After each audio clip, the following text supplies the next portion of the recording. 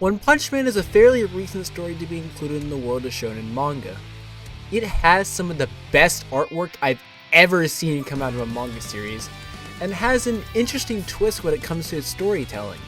Normally, when it comes to battle shonen, it shows a sort of progression in the character's strength and attributes as the series moves on. This kind of storytelling is featured in Dragon Ball, Naruto, My Hero Academia, etc.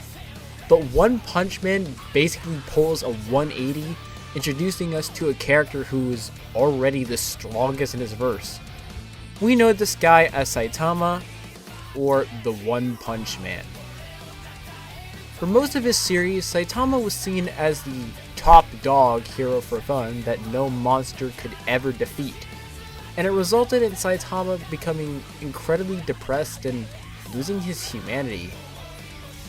However, as the series moved on and the Hero Association was attacked by warriors from another world, we were introduced to a monster who pretty much is supposed to act as a sort of parallel to Saitama, the Dominator of the universe, also known as Lord Boros.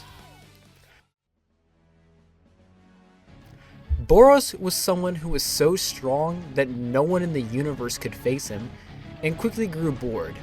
But after an ancient seer told him of a warrior who could give him a good fight, he set on a 20-year journey to Earth just to fight said individual. So, not only does Boros share Saitama's boredom as a result of easily defeating all of his opponents, but he also shares Saitama's thirst for fighting a strong opponent. Boros also shares a similar position to Saitama in the sense he is an overwhelmingly strong individual. His strength was so much that for a very long time, he acted as the benchmark for scaling One Punch Man, and was viewed as only second to Saitama in terms of strength. But that was several years ago, and the series has far grown past the Boros saga, quote unquote, and introduced us to plenty of super strong monsters and heroes alike.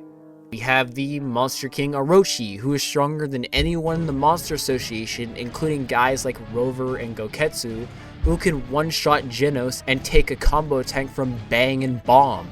There is Platinum S, I can't say his actual name or else I'll get age restricted, who is stronger than Golden S, who one-shot Darkshine.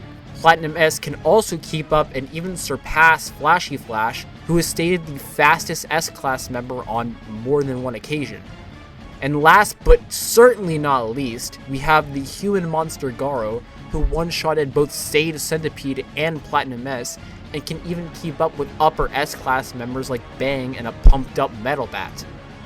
So, the question is, with Boros' limited appearance and the introduction of many powerful monsters and heroes, does Boros still hold his position as one of the strongest beings in the verse?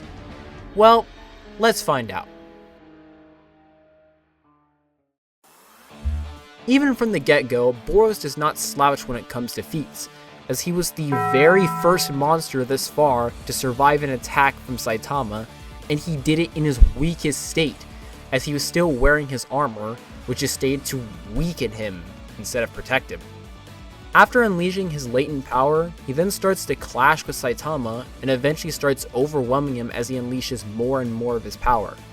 One might say Saitama was just letting Boros hit him, as Saitama is kind of known to take attacks on purpose. But if you watch or read the fight, you can actually see Saitama is actually attempting to block Boros' attacks, so I would feel like this is more of Boros blitzing this casual Saitama. Boros then goes on to power up and unleash more devastating attacks on him, and becomes one of only 2 people in the entire series to actually deal damage to Saitama. Yes, that's right, on the cover of chapter 35, it actually points out how Saitama actually took some damage from Boros. Now, originally, I thought this scan was fake, as the text there isn't in the Viz release, but it turns out that Viz just removed the text, which is something they do for the other chapters of One Punch Man, like the faster than light Flashy Flash scan, which is on screen right now. And Boros damaging Saitama isn't far-fetched, considering the One Punch Man Encyclopedia states that Boros was a rival to suppress Saitama, and if you just take a look at Saitama's facial expression when he gets hit, it's very apparent that Boros' attacks did do something. It isn't like Deep Sea King where he just doesn't react at all. Now, this feat is obviously really fucking impressive, but probably more than you think it is. As in the Season 1 Blu-ray audiobook, Tatsumaki, who, as a reminder, is viewed as one of, if not the strongest S-Class member, attempts to use her powers to crush Saitama, and Saitama is barely affected by it and can still move without issue. This Saitama is also one that still has some of his hair, meaning he is most likely far weaker than the one that released Boros fought, meaning released Boros should be stronger than Tatsumaki, as he rivaled and damaged a stronger Saitama. This is consistent, as in the One Punch Man Encyclopedia and the One Punch Man Blu-ray Databook both claim that Saitama vs. Boros is the strongest versus the strongest.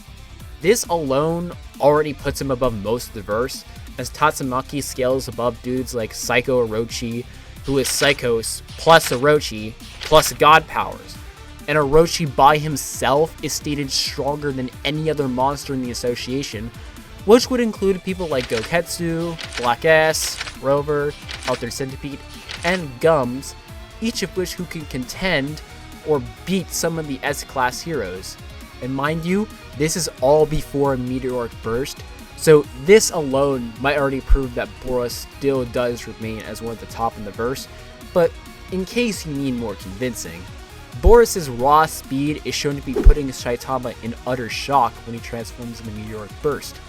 The only other time Saitama at all comments on someone's speed is Flashy Flash, the little fastest S-Class member, and even then he only calls him kinda fast. As a reminder, Flashy Flash is the guy who can keep up with Platinum S, who most likely beats up Orochi, which I will discuss in a later video.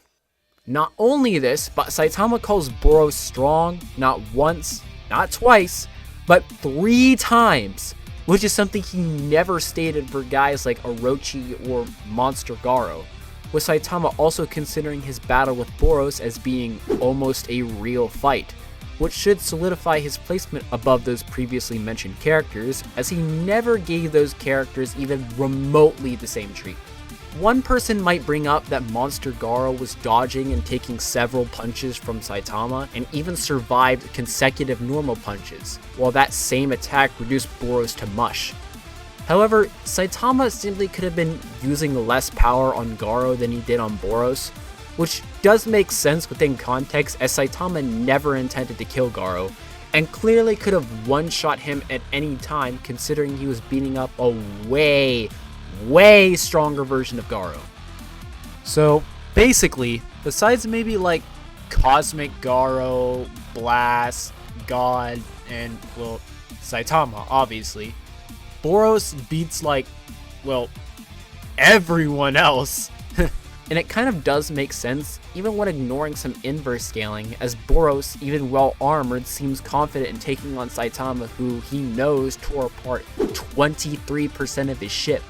The same ship that withstood Saitama's moon jump, which is calculated as being multi-continental, and even if you want to say that's just Boros being arrogant, Boros in both his released and meteoric burst states blatantly just destroyed large parts of his ship.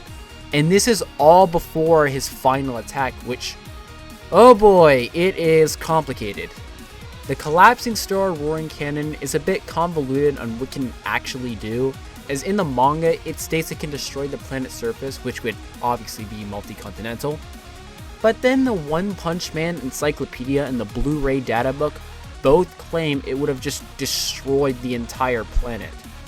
So that seems to be the more consistent description of his attack, which would also make sense considering he scales above Orochi, who has small planetary calcs of his own stemming from when he extracted energy from the Earth's core. So with that aside, I just have one question. Why the fuck is he listed as dragon level in the databook? You are on this council, but we do not grant you the rank of master. What?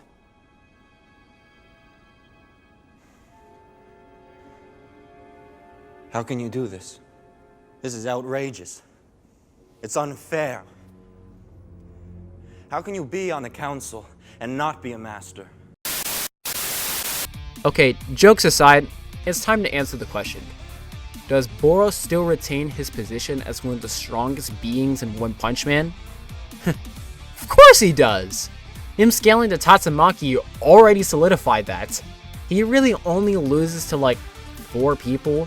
2 of them are fucking Saitama and God, and Boros still retains his position as the strongest monster thus far, as I don't really consider Cosmic Garo and God as monsters, as I view them more so as divine beings. But with that aside, that wraps up this video, putting some respect on my goat Boros. And let me know in the comments if you'd like to see more One Punch Man content, as this series is deadass fun to scale, and I highly recommend reading it. But until then guys, I'll see you when the next video drops. Later.